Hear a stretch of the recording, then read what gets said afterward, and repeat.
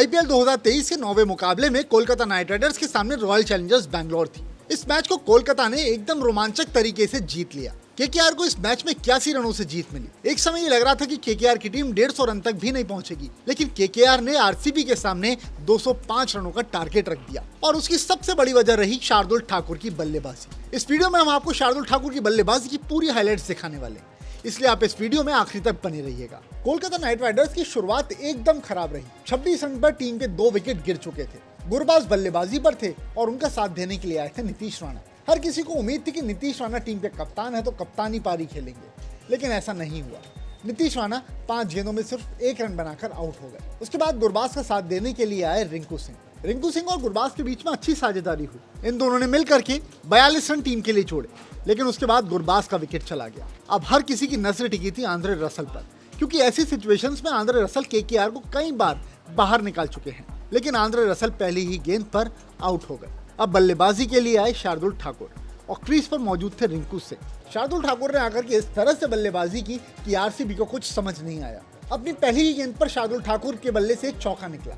उसके बाद 13वें ओवर की शुरुआत भी शार्दुल ठाकुर ने चौके के साथ की। 13वें ओवर की दूसरी गेंद पर शार्दुल ठाकुर के बल्ले से एक और चौका निकला। अब तक शार्दुल ठाकुर ने कुल 5 गेंदें खेली थी, जिसमें 3 चौके वो लगा चुके थे। उसके बाद इस ओवर की आखिरी गेंद भी शार्दुल ठाकुर ने फेस की और इस गेंद पर शार्दुल ठाकुर के बल्ले से एक बड़ा 6 निकला।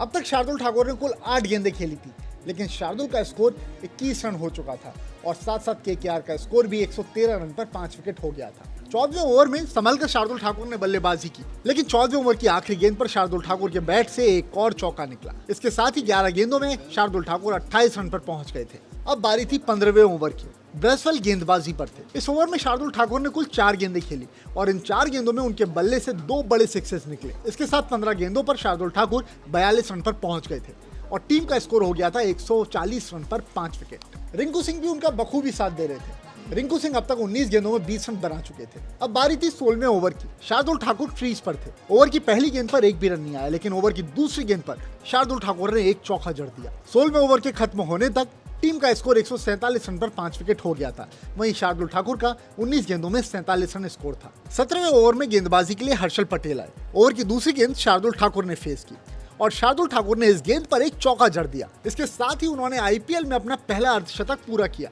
और ये अर्धशतक सिर्फ और सिर्फ 20 गेंदों में आया था। इस पूरी पारी में शार्दुल ठाकुर एक अलग ढंग में नजर आ रहे थे।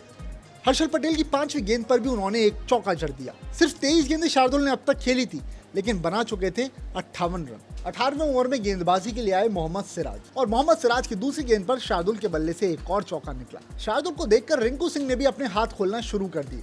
ओवर की 5वीं गेंद पर उन्होंने भी एक छक्का जड़ दिया। इस तरह से 26 गेंदों में शार्दुल ठाकुर ने 63 रन बनाए और रिंकू सिंह 27 गेंदों में 30 रन बनाकर क्रीज पर थे। 19वें ओवर में रिंकू सिंह बल्लेबाजी कर रहे थे। रिंकू सिंह ने इस ओवर की दूसरी और तीसरी गेंद पर बाउंड्रीज लगाई।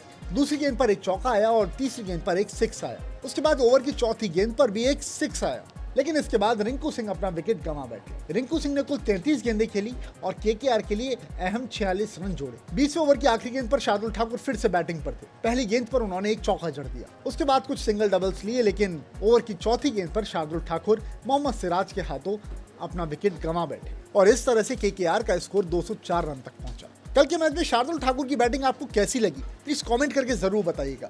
ये वीडियो पसंद आया तो इसको लाइक करें, शेयर करें और आईपीएल की हर खबर पाने के लिए खबर विभाग को सब्सक्राइब करना ना भूलें।